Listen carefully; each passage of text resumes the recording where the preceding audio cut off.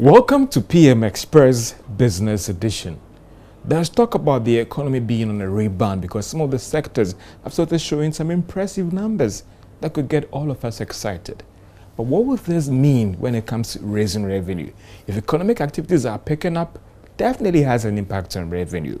But how are things going to look like raising revenue in a pandemic era?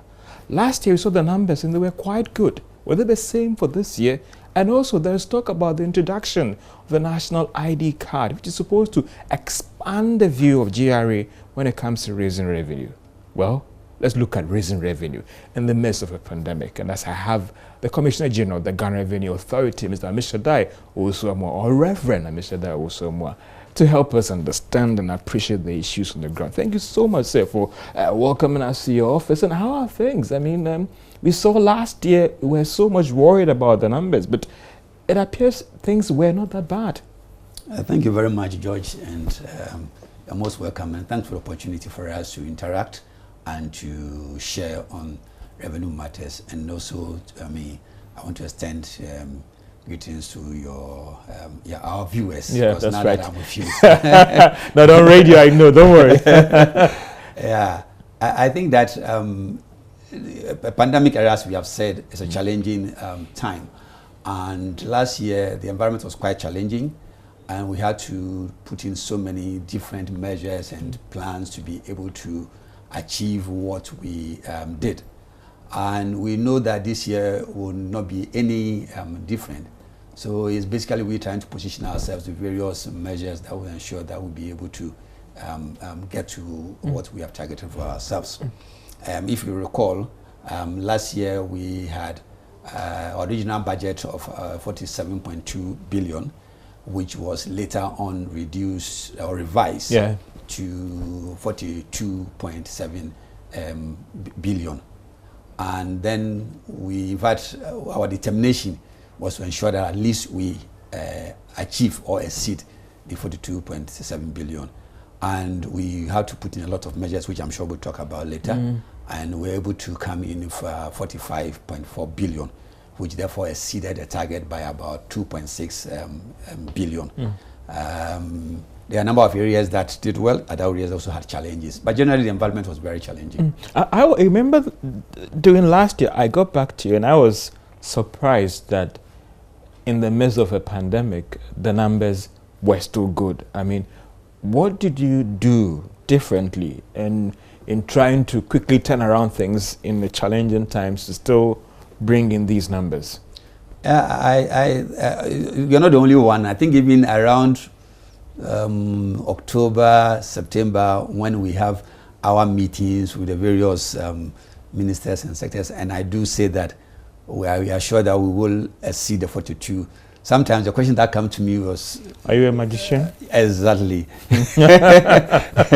And therefore I kept assuring that we think that we should be able to do it.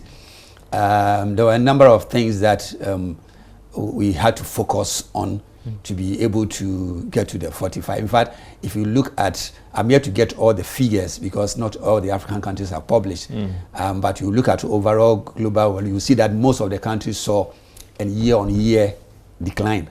But we saw a year-on-year increase because we were moved from 43.9 in 2019 to 45.4 in 2020. There are a number of areas that we did look at, and I think our strategy did help. And also, the staff were quite determined, motivated and determined that during those times the lesson will hit the target. We had a number of, we used to do, I used to send a fortnight message to all the staff across the country. We used to do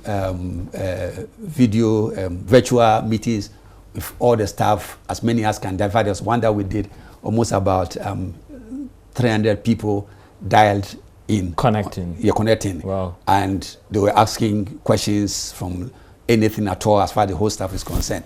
So basically it was a lot of engagement with the staff and an encouragement and a motivation. That's one part. And then also we looked at the various sectors and we identified the various areas that we think that we could if you want me to talk about some of them, the extractive sector, for example, was one area that we knew that we could do a lot of, get a lot of revenue from that area. Because as you are aware, at the time, gold prices were going up. Yeah. And when the gold prices were going up, revenues from the sector was increasing. And therefore, we had to make sure that we focus on them. So we got a lot of revenue from the mineral sector. And then also for the royalties from this sector, we also got a lot of revenue from that area.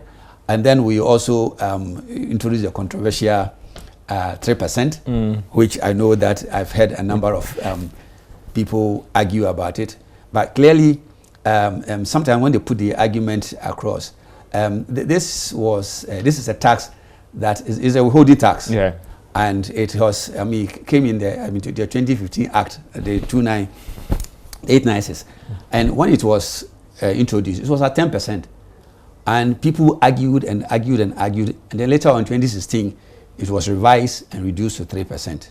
But from 2016 up to 2020, there have not been the will and the determination and the ability to enforce, especially when it comes to the small-scale miners. And if you understand that, if you saw the withholding tax, it's a tax on the production or the supplier, which is based upon his income. The one who is supposed to buy is supposed to deduct and then makes this payment to us in the next month, the 15th. So it's actually not a tax on the exporter, the way people are presenting it. And so why is because the people who are not collecting it from at the point, and so the person has become, the exporter has become like a withholding agent. And therefore at the right time, he has to make sure that he pays, but he doesn't collect the tax at the time when he's buying the product, and then also goes ahead to export. So that one, for example, we have to look at it, and we have to be innovative about it. And what we said was that you are supposed to do it at the time when you are buying from the supplier or the producer. So when it comes to the point where you are exporting, show us the evidence that you have deducted it and you are holding it and will pay to us come the next 15th of the next month when it is due for payment. And so when they come and they are not able to show us the evidence that it has been done, then we say go and pay. Do you understand? But Commissioner, I'm just looking at also, so with respect to some of these strategies that you put in place last year, how is that going to impact on this year, since the target has also been upped, and the belief is that with the deployment of these vaccines, things are going to be. The governor has talked about the fact that when you look at several sectors, things are picking up. How would these strategies that you implemented last year going to be that relevant this year in raising revenue as well? Some of them will be relevant. Others will still have to look and still identify the areas. And it's important that you don't become, how will I put it, look at the same thing that you did last year and want to do the same thing this year, because when the context changes, you also have to change your strategy. For example, if you take gold, the price last year was increasing and went to around over 2,000. This year, for the first quarter only, there's a drop in the price of gold from about $1,700, it comes to around $1,500. So definitely you know that when you look at the mining sector, you are not going to see that much increase unless we are seeing more extraction and things like that. So then you have to strategize again. We also have to look at the telco sector, which you also looked at and mentioned. And then there are a number of compliance issues which we had started last year. And you know, again, sometimes it's a known secret that sometimes in an elections year, the level of compliance is not as, what do you call it, firm as, it ought to be. The environment itself is not conducive to be hard on people. Everything, people are complaining and things like that, so you have to. So definitely, there are a number of areas that we had identified and we had put in the strategies and the mechanisms and the process, just like we did for the gold. There are also innovative ways, and we are going to ensure that this year we become more compliant. So you will notice that in the budget reading, or even from the even the President's State of the Nation address, as well as in the budget reading, they mentioned the fact that they are expecting that GRA, based upon compliance, should be able to bring in an additional 4 to 6 billion of revenue. So there are a number of such action points that we are looking at to bring in. And you believe that these things will again help with the revenue mobilization? Yes, it will help in revenue mobilization. For example, if you take both the oil, the upstream and downstream, we believe that there are a number of studies that we have done. We have looked at the transfer pricing issues. We have looked at the costs of the operations of these issues, done international comparison, and trying to look at their balance sheets and their P&Ls very well. We have done a bit of training with our compatriots in other countries to understand these things better. And therefore, we are confident that we'll be able to punch more areas where revenues are supposed to come from than we had done previously. Not only that, if you go to the OMC's area, there are also areas that we are looking at. You wanted to ask? Let's come to one critical thing that has kicked off with respect to the tax identification number and then the Ghana card. And from GR's perspective, how critical is identifying a certain Kwame Mensah out there who stays at East Legon, operates a shop at Makola and all the rest? How critical is the identification of that potential taxpayer to collections and revenue mobilization? Okay, thank you, George. I think that for taxation, because with the first step for the taxpayer to become even evident is the fact that he has to register or you have to know him. And therefore, if you don't know the taxpayer, then it becomes difficult for you to even get the revenue from the taxpayer. As at end of 2019, we had registered taxpayer, in other words, about 1.5 million. Between 2019 December and 2020 December, before 2018 it was 1.5, and then we moved to about 3 million by the end of 2019. Between 2019 December and 2020 December, we moved to 5.95, which is about 6 million. So you see that as a country, for the many years that we have been around, we have been at less than 1.5. And we came to 1.5 in 2018, moved to 3, which is double what we were doing in 2019. Moved from 3 to 6, which is also double what we did in. So you can see that there's a significant movement. And then we are looking at the NIA or the Ghana card, and we are looking at another 13 million. So it means that actually we are more or less doubling again from the 6 million that we did last year. And 6 million also, you know, how the COVID-19 alleviation initiatives also helped in increasing the numbers. Now coming to your question, that how would this lead to an increase in but how critical is identification when it comes to tax collections, that being able to know this person lives here, he's into this business and all the rest, and to go after that person?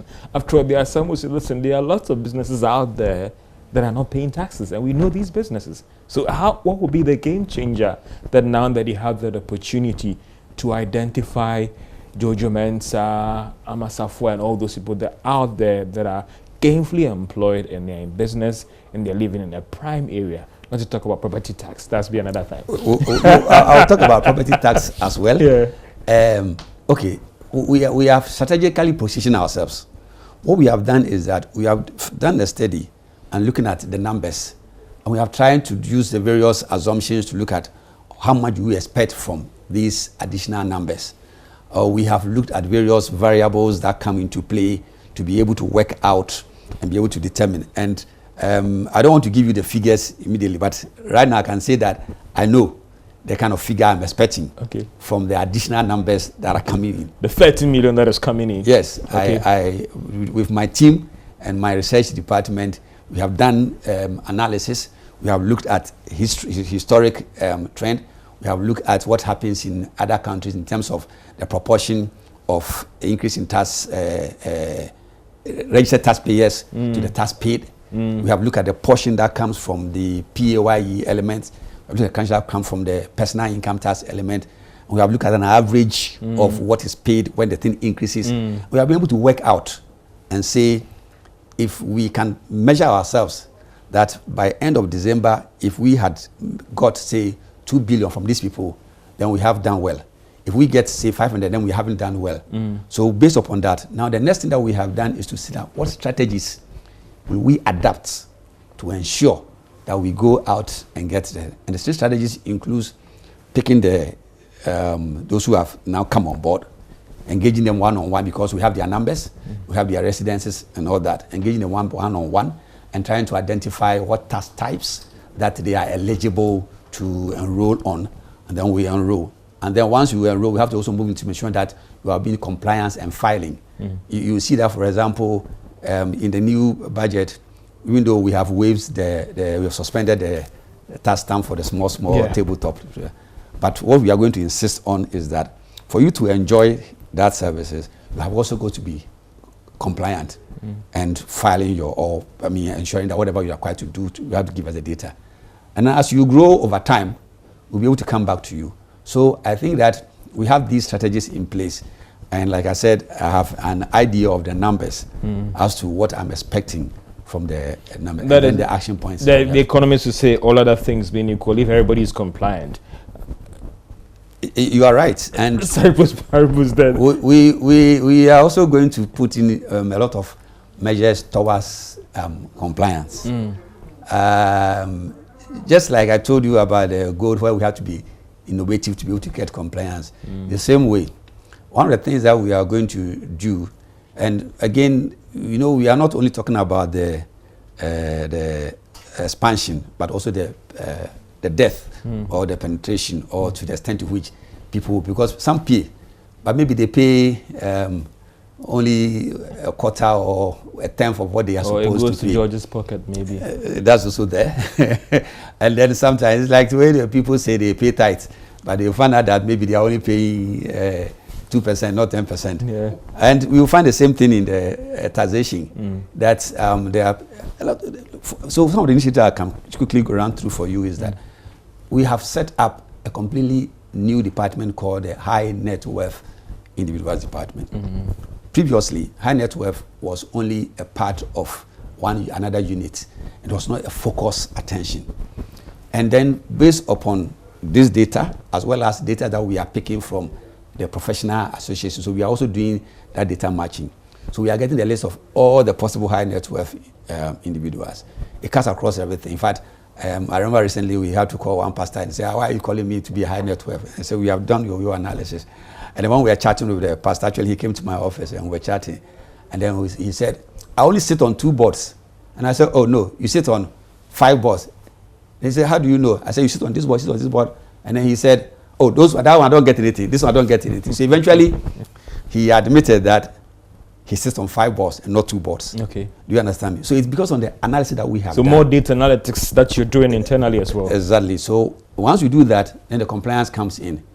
So through that, last year, for example, we almost doubled the revenues from the high net worth individuals. And therefore, we are expecting that this year, and there's a complete unit that has said that this year will be actually go 3 times what we did on the high net worth. Not getting into specifics, which you say you don't want to go as well.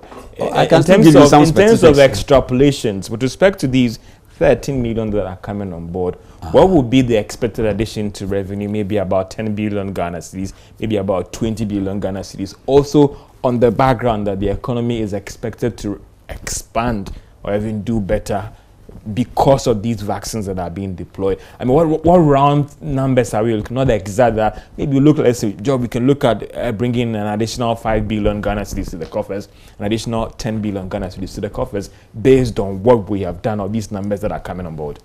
That's the one I said I didn't want to let it out to you now. But a round figure, maybe. If I give a round figure, I have to let it out. That is not the exact number that you are looking here. Yeah. Because what we have done, like I said, we've done the initial analysis, and I know the figure. So we continue to challenge the figure, and in other words, we interrogate the figure, let me put it the right way, and then see whether there are any areas that we need to do any reductions or additions. And then we're also doing a spread. If you are looking at 2021, currently we are in April, that's today. And so by the time we start actually moving, first half is gone. We are looking at the second half.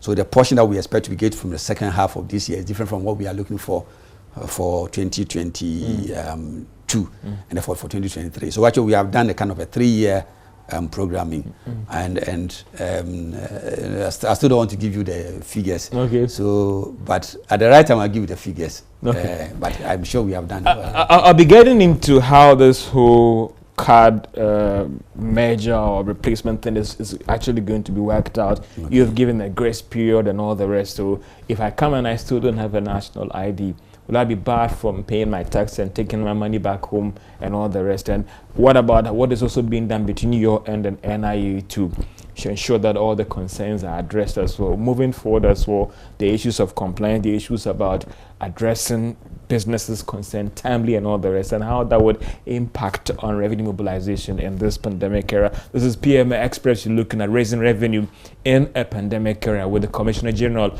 of the Ghana Revenue Authority. Fast forward, now this thing has taken with respect to the Ghana card and TIN number. What is going to happen? How are things really going to be worked out? You take a short break and we will be right back.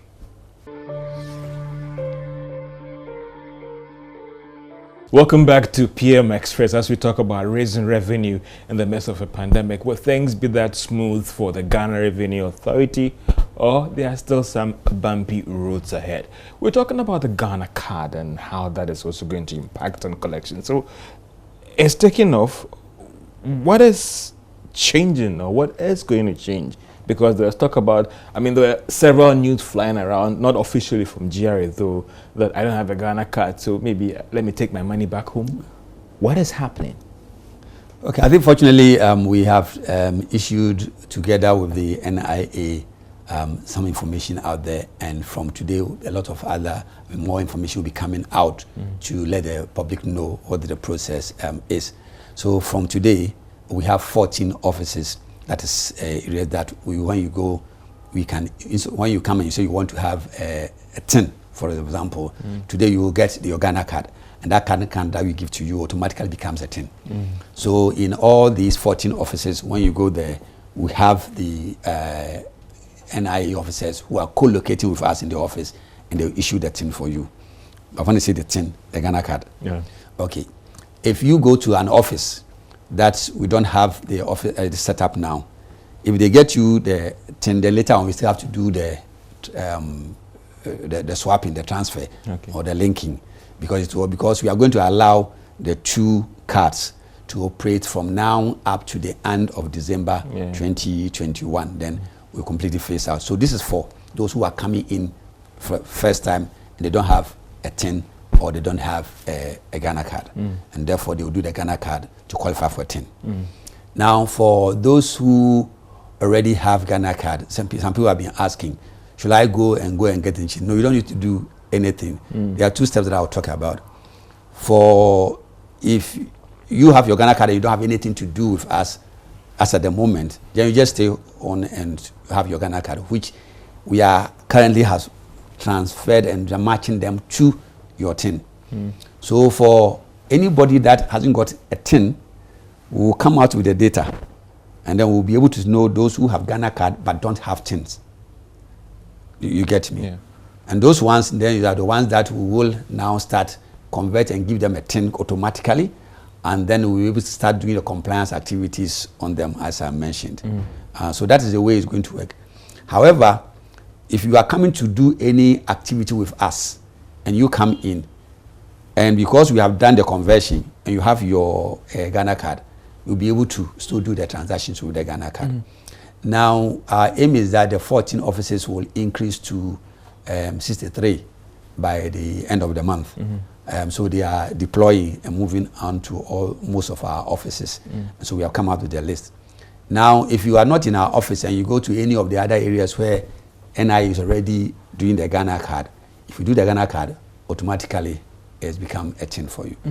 Operating the two numbers or card alongside, isn't that going to come with any challenges in terms of the consumer appreciation, and how do you get ahead to clip out, even with the vaccines, how we are struggling to convince people to take it as well? I mean, to ensure that, listen, even if you don't have the Ghana card number, there's still a grace period till December. So these two numbers are going to, operate, or let me use the code, collocate and all that. How are you getting that message also across to people? I think basically it is more or less like doing a parallel run. Yeah. And definitely you have initial challenges. And you remember when we started ICOMS, there were a lot of issues about challenges, but eventually we overcame them. So it will be something similar in initial stages. But what is happening is that because we have developed the technology that automatically is going to convert the current ones, any one thing that you do immediately will do the immediate conversion. So in other words, if you do a Ghana card today from any other place, it will automatically come into our system and then be your thing. So if, let's say for example, you go to Nkoko, if NIA is there, and then you go and do the Ghana card. Once you finish and you get your card, the card comes into our database. It commercially converts into. And then tomorrow, you want to now go and pay tax because you have not been a taxpayer before. So you come into your say, I'm coming to pay tax. We are not going to ask you, or we ask you, do you have a 10? You say, I don't have a 10, but I have a Ghana card. Immediately you give us a Ghana card, we'll be able to now progress for you to do the your transaction, because you don't need to now register again because you have the Ghana card. So that's the way it's going to operate. And in terms of systems as well, you have access we to have the done NIS the system. systems. The other issues that we are addressing is in terms of the banks and other third-party organizations who are using it to ensure that they are also being able to flow with us. We are in touch with them wherever there are any issues. We will You touched on the banks, and sorry for some clarity on that one. The last time I saw last year, November, December, that there were still issues about the banks accepting the national ID. What is the situation as we speak right now, since the banks will also help in collections as well? I know I mean, and maybe I have to leave it for my colleague at the NIA, but I know to a large extent they have engaged the banks to resolve this problem. And I remember even on one of your shows, they had mentioned that some banks are accepting, some are the governor not might have to accepting. come in to issue a directive to that. And I think that when any time you have a card that a bank has a reluctance to accept, it's more because the bank has not been able to link its system to your system to ensure the ability to verify or validate the card. Because for every ID card that you are using for a bank transaction, the bank should be able to verify. Now, previously, what banks were doing is that they collect them, and then later on they go and verify. And this was the old time. But today, for everything that you are doing, if it's passport, you have got to make sure there's a database where if I bring my passport, I should be able to go into the database automatically online and be able to see that this passport actually belongs to this person. So it's the same thing. So if the bank hasn't done that, then it will be tempted to say, I don't accept it. So it is for the banks to engage with NIA and to ensure, and that, and since this is where we are going, it's the interest of every stakeholder to aggressively participate and make sure that they are online, because otherwise you'll be left out. From your stimulations that you've done and extrapolations that you've done, and I know that there were preparatory works and all the rest, the numbers look quite good for you in terms of what this would bring or what would impact on your revenue. Yes, we are quite excited about it because we know that it will eventually bring us significant amount of revenue. And as I said, we have done the simulations, we have done the various variables that we have put into our own system, and we have an idea of what to bring. After we have done all the validations and also have also done it with our sector ministry, and the right time we will let the public know our expectations. And we now have we also putting together, as I said, the strategies to ensure that the revenues do come in.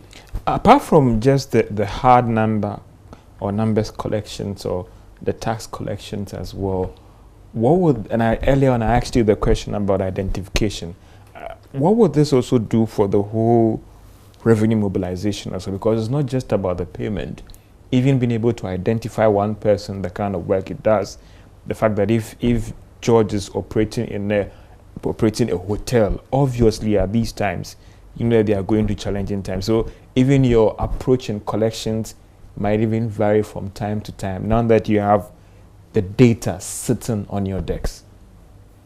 Yeah, I think that, as I mentioned earlier, the approach is to ensure that this data is being matched. So, for example, if we go to the Bar Association, if we go to the professional accountants, and then we look at their database, we get the names of all their members, and then all their IDs, and then you come and match it with what we have in our system. I'll be able to find out, oh, there's this lawyer who is not paying tax, or there's this accountant who is not paying tax. And once we get that database, in fact, what we are actually even doing is that we are working on MOUs with all these professional associations, organizations, so that we are going to make it compulsory that the person who is in good standing is not in good standing only because he has paid his dues. I don't know which professional association you belong to, but DJ, yes, certified accountant, CCCA. Okay. So if you are certified accountant and you have to be in good standing, it means that you have to pay your subscription. Yeah. Now, what we want to say is that it's not only your subscription, but you must have a tax clearance certificate. So when we do this, and this will happen before June, and then all this will be an areas where we can bring in such people to be able to increase their revenues. And you know, when you start, you get a base. When you get the base, then now you have to go in, for example, some of them you have to now audit. And once you do the auditing and you collect all the returns, you'll be able to know that, oh, he's only paying maybe one tax type, but there is property tax that he is not paying. You find out that, oh, he's actually building and using some contractor somewhere, there's withholding tax that he's not paying. And so you find a lot of the other areas that you can bring in those taxes. And I know that Q1 is already gone, and that is very critical here. But should we expect this to quickly impact on the end of year numbers? Definitely. If you are aware, from the government side, the end of year, just as presented by the minister or the majority leader, is 57 billion. And therefore, that is the official budget for this year. Now, that constitutes about 25% increase year on year between the 45.4 billion that we did 2020 compared to what we have to do 2021, and that's a 25% increase. Last year we did about 4% increase year on year, when I mentioned that some countries did negative. And this is a target that we have to achieve, and we are aiming at achieving or even exceeding. And there are a number of areas that will help us to be able to achieve these targets, which we have to focus. Even though there are certain new taxes that have come in, and we have also computed what revenues will come from these new taxes, there are certain old ones which we know that if we are doing our compliance work well, we'll be able to get some revenues from these areas. For example, if you talk about the property tax, property tax has been something that many people have not been paying. As I speak today, we have a system that has been developed that is worked with Google Maps, that have a map that can identify every property in all the metropolitan areas, apart from maybe the villages where we have. The system is already done. We have piloted it in Tema, and basically what it does is that if you give me your name now, or if you don't have your name, so some of them is already populated, and so I can do that search, and it will go straight and identify your property on the map. And I can just also give me the direction for me to come straight to your house. As I speak, we have already acquired over 300 tablets, and which we are going. In fact, we'll launch it and we invite you to come for the launch, giving it to the NAPCO personnel, and then they'll go from on the app, come to all the houses to be able to distinguish between the owner-occupied and then the renters, and then based upon that, be able to do the. I want some clarity to education on the rent here, because I thought that was I'm talking about the rent. Sorry, the rent tax. Rent That's tax. what I'm talking about, the owner occupied. Okay. And because I thought that was a local assembly issue. That's for the property rates. Okay, sorry. I'm talking about the renter tax from the properties. Okay. That's why I said that they have to be able to identify between the owner occupied and then the renting. Okay. Because if it belongs to me and it's owner occupied, then I'm not expecting any rent tax. But if it belongs to me and I'm renting, then it has to.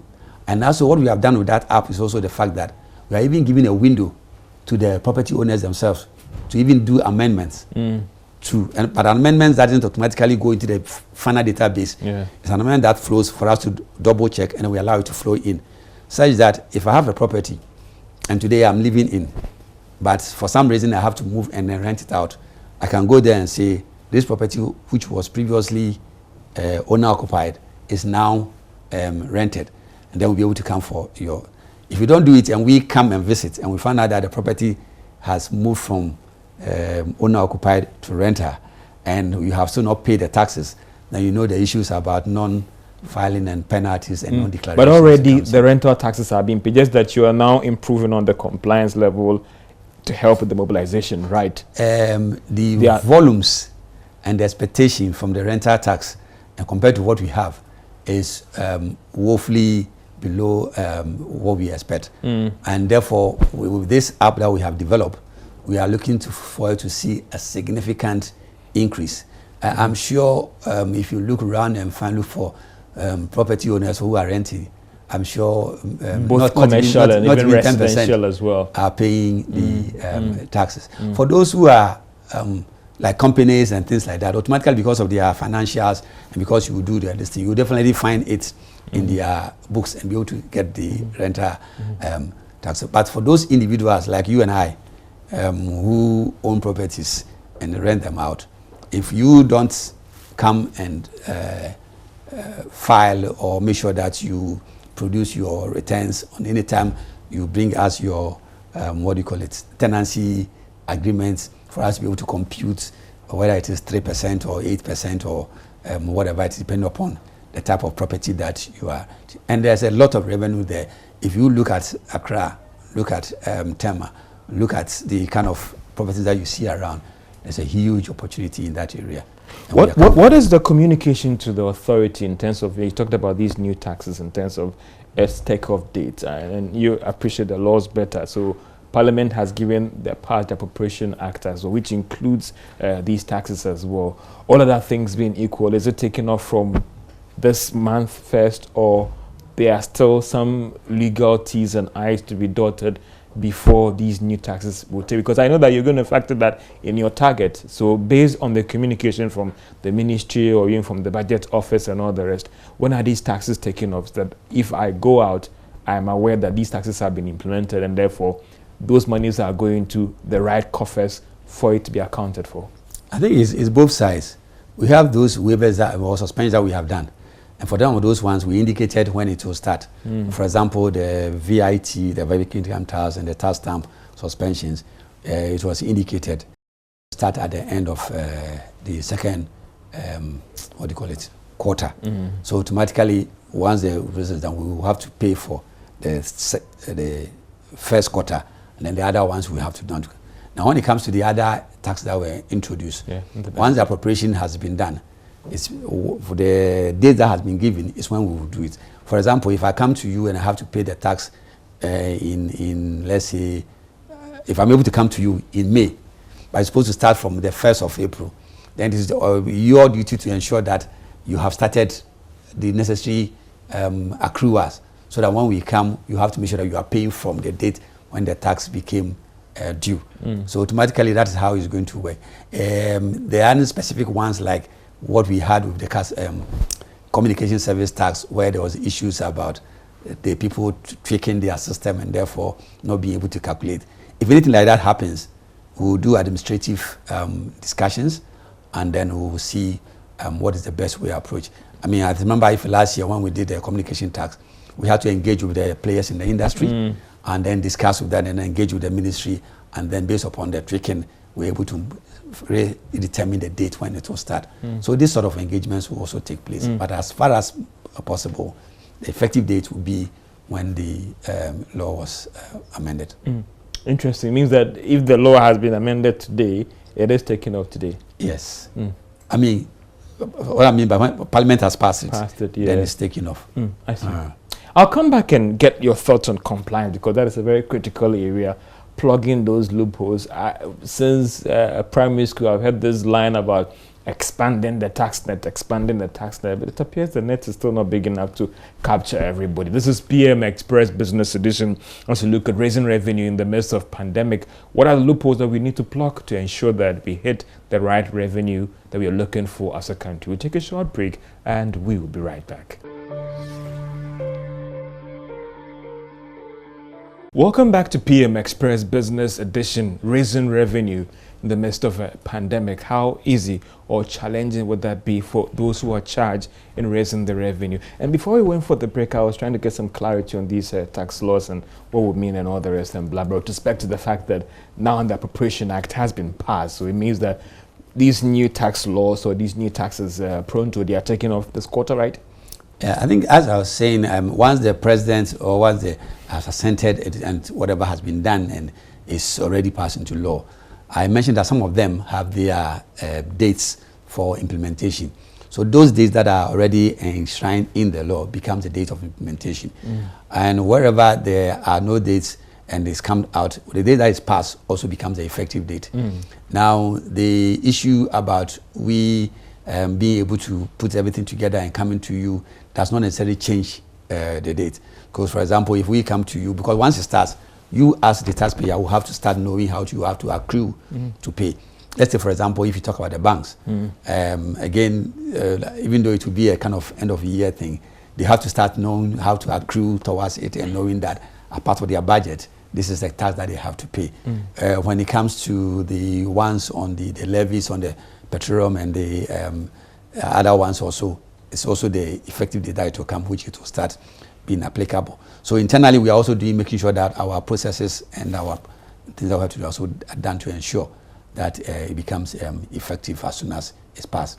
Where there are any challenges, there will be engagement with the necessary stakeholders to ensure that the right thing is done. Commissioner, one thing that covered our story is about the power of automation and tech in tax collection, which I believe they did a lot of trick for you or improve your situation.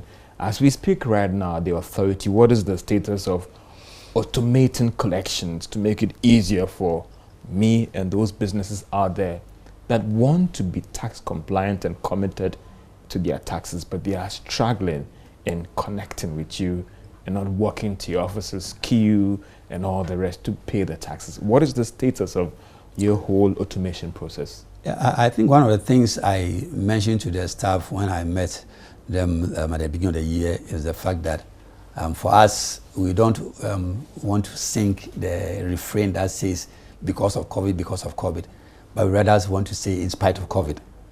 And there are a number of things that we did in spite of COVID. Because in spite of COVID, we exceeded the tax budget.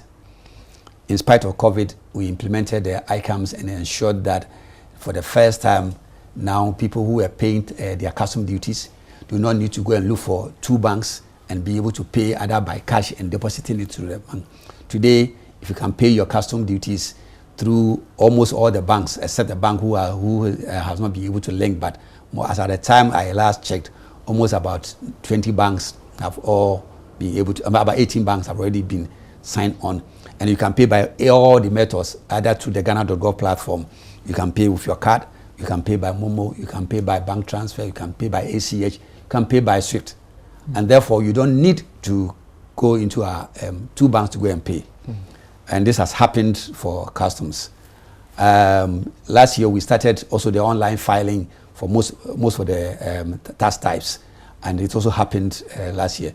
Last year, we started with also even the domestic tax, trying to take away the cash transactions out and make sure the banks in there to collect the cash. So in spite of COVID, we were able to do this. Again, in spite of COVID, we had mentioned that we previously had a system where we have small tax office, large tax office, medium tax offices. And therefore, if you are in say Achimota, and you want to pay your tax or doing a transaction, you have to go and look, and you are a medium taxpayer, go and look for a medium tax office. And we said we wanted to change it. In spite of COVID, we did it. Not only did we do it in terms of changing the, we did it, we rebranded the offices and ensured that even the system, now what we are doing is making sure that the files are also electronic, so that if I walk in, the person can also pick the file online and be able to work on for me. And we did it. Now come 2021, there are more that we want to do. In fact, for all the remaining tax types, with effect from April, you should be able to also file everything all the, yes, through the Ghana.gov platform. In addition, you should be able to pay for all the tax types also from May, and to ensure that for all the domestic taxes, you don't need to go to the two banks, but you can now also do it through any of the banks that are on the Ghana.gov platform. And as I finish, we have tested, and everything is fine. And we are going live by 1st May to ensure that everybody can also pay tax. So for the first time in the history, we ensure that taxes are paid, not by walking to office. In fact, eventually, by next year, we will not have tellers in our offices at all. We are moving towards a cashless entity. So the convenience is not only for the customer, it also brings the compliance aspect, because if it's convenient, then it makes it more easier for you to pay and more to comply. Commissioner, the ports have been seen as a cash cow if everything is streamlined well, but often it appears that there are challenges there. What is the situation right now in terms of tax collections at the port, addressing all the loopholes and meeting all the concerns of those who transact business there? I think one of the things that we have succeeded in doing through the ICAMs is that today you can start even processing everything is working now. I think that if you are not working, you will have heard the shouts and the screams.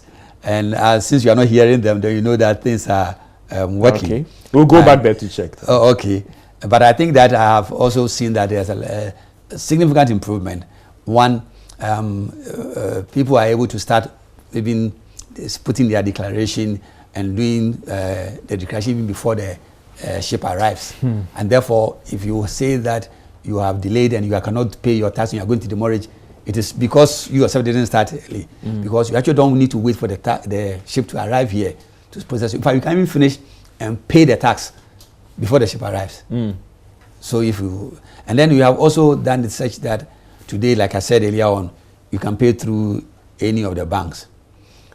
Significantly also, we have ensured that there's also the flow, that where you can do the green, the red, and the yellow, and then therefore, if your goods are green, when I say green, it's a tag green, therefore it can flow through easily, and you don't have to spend time doing intrusive examination unless there's some cost to be able to do the intrusive examination. So I think that these things have actually automated significantly the process at the ports. But there are certain other aspects of the ICAMs which will also be implementing this year. We'll be looking at the transit, we'll be looking at the warehousing. In fact, what I would say that in the suspense regimes areas, there are a number of improvements that we are going to do in that area as well. And then also talking about, so that's for the ports. And the other area that we are looking at is also making sure that our integrated tax system is also linked to all the other databases for the DVLA, and the other, so that for all those things we are able to track the data and be able to take tax decisions from there. Compliance. And it appears that there are still some people out there that we can all clearly identify, but they are just not paying taxes. Let's even start with first the oil sector and even the OMCs. And recently, there were complaints about even the fact that there are people out there, the loopholes, people smuggling fuel. Have these concerns come to the authorities, and what are you doing about it? Yes, these concerns have come to the authority, and there are a lot that we are doing about it. There are one aspect of, in terms of the smuggling and not being able to identify the fuel coming through the right process. And then the other aspect of also people, actually some of the OMCs taking the taxes and the fuels, and then after you and I have bought and have paid for it, then they are unable to or unwilling to pay their taxes. Now, these are areas that we have identified, and we are actually insisting that the OMCs, in fact, we are coming out with various initiatives, and we'll announce them very soon. And these are initiatives that we have discussed at very high levels as far as the country is concerned. And therefore, we are going to implement this initiative, ensure that every OMC that is involved in the buying and distribution of fuel pays every pesewa. And also, we are going to do a very, very strong compliance in terms of the fact that if you have any outstandings, whatever we need to do, including if you have to garnish. In fact, for the first time last year, when you were asked about some of the things that we did last year, for the first time in this nation, we garnished insurance companies. Insurance company that has issued bonds or guarantees to OMCs, and that the OMCs failed to pay, and then they also failed to honor their obligation, we garnished them. And we want to also put a caution out there that if you are OMC, you are an insurance company, make sure that you are doing what you are is within your capability, because if you fail, the tax authority will not relent at all in our obligation to ensure that you pay up to the last pesewa. On the smuggling other side also, we are working with all the intelligence and then the security agencies, and I know that there's a lot of discussions going on at very high levels, which I will not be able to give all the details, but to ensure that this are also leakages that are sealed. And these are the things that His Excellency the President and the Minister of Finance have all committed, and we have also committed to it, and we are ensuring that there's a significant amount coming through compliance for us to be able to achieve a 25% increase, or actually, if I take it to the 60 billion that I had given to ourselves, that's a 32% increase year on year in revenue. And we believe that it is possible, and we believe the opportunities are there. And if we work effectively and are firm on the ground, and again, that was one other thing we also do, is also ensuring that the staff discipline is also improved, so that not only are they motivated, but the discipline is also there. And therefore, we are also being firm. If we find any staff that are not doing the right thing, we don't hesitate to fire. What about the extractive sector oil as well? And not to mention them, there are some multinationals we understand that over the period have evaded taxes and they are trying to get out of the system and all the rest, not to mention one's name. I mean, what is the authority also doing about some of these multinationals that are in the oil extractive space that are failed or trying to evade taxes? What are you doing about that as well? Okay, I also mentioned at the beginning of the interview that we have done a lot of work in terms of getting data from various angles. I mentioned about the cost, I mentioned about the margins. You know, for example, if there is an extractive industry that tells you that my cost of operation is, let's say, this amount, and therefore my profit margin is, say, 4%, I will know that the internationally acceptable, and there are databases available. Today, so we have actually signed on to a lot of these databases. So I can tell you what should be the margin on bauxite, what should be the margin on your gold. So if you come and you say your margin is 2%, we ignore your 2% and go by the international margin. And with this, we are able to raise a high level of liabilities for this oil sector. And in fact, not the oil, the extractive sector. And we want to assure the public that the volumes that we expect this year from this sector, based upon the work that we have done and the intelligence that we have gathered, is quite significant.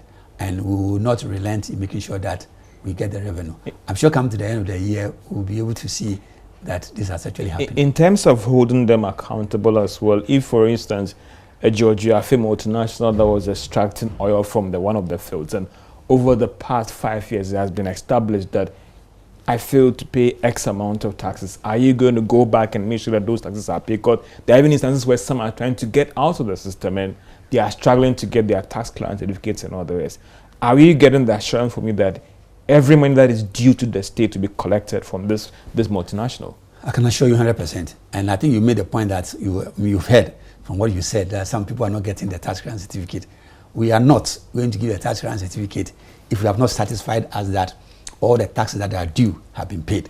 And there are some of them that we are actually doing some work going back as far as 2014, 2013 is concerned.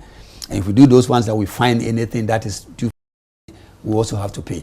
And therefore, we are engaging all these extractive industries in the oil sector, and we'll make sure that whatever is due this country, a country of ours, is collected. And if it's not collected, and I am happy to say that we have the support of the government, we have the support of the president, we have the support of the vice president and the minister in ensuring that this is done.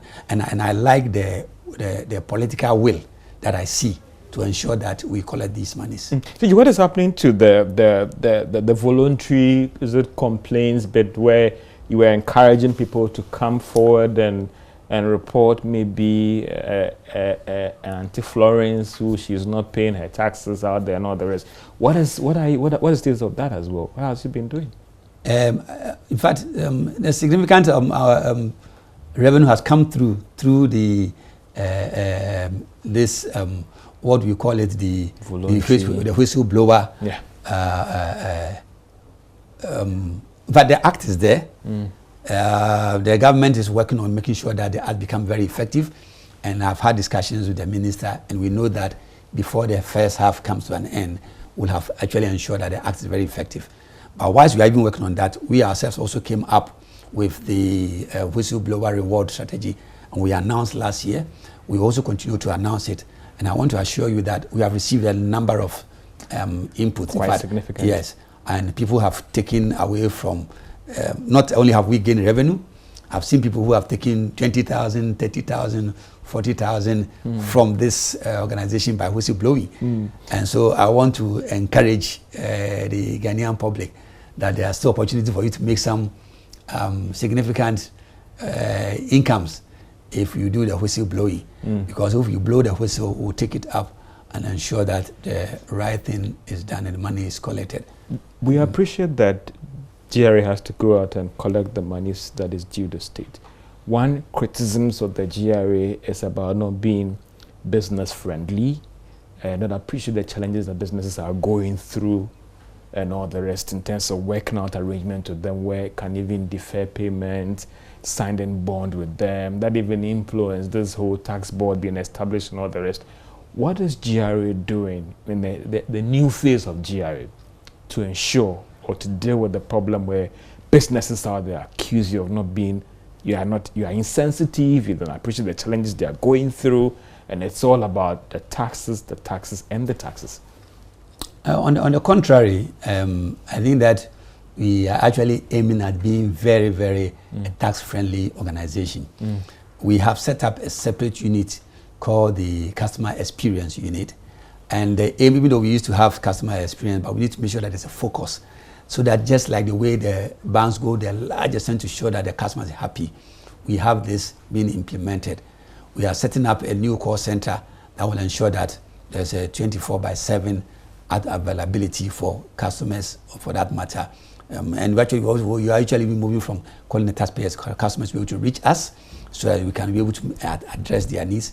In terms of the revenues, as far as the negotiations are concerned, yes, we are going to ensure that wherever there's opportunity for us to negotiate, and we are still doing it, we negotiate and make sure that you have, if we look at the business and we think things have gone down, if we spread for you, the law allows us to be able to spread up to the maximum of 12 months. And therefore, we also look at those things, especially when the tax is something that has been a historic one and we identify and you are not able to pay, we allow for such avenues. So that's also there.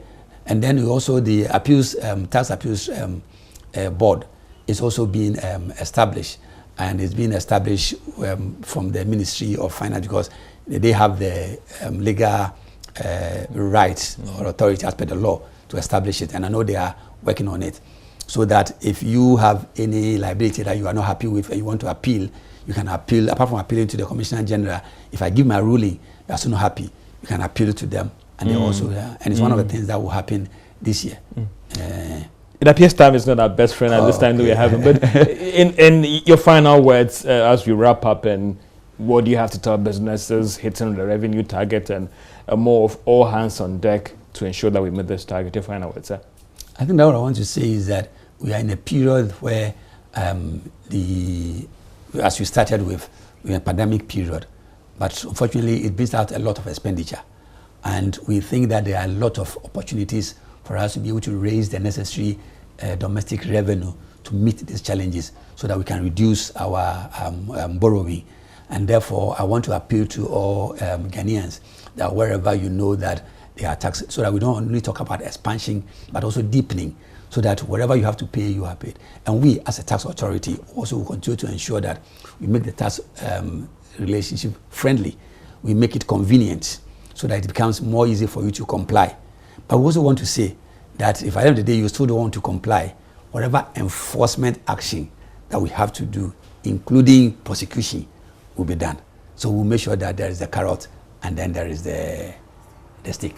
What excites me is that the bit about expanding the tax net, that I believe that 10 years from now, I'll still not hear that mantra being said about expanding the tax net. Commissioner General, I thank you so much for your time so much, and I appreciate it so much. And there's the Commissioner General of the Ghana Revenue Authority, Reverend Amisha Dawosom, explaining to us how difficult, easy, or challenging it would be in raising revenue in the midst of a pandemic. It appears that the outlook seemed to be that bright, and we wouldn't be complaining 5 years from now about revenue levels being low in the sub-region. My name is George Yafe. Have a great day.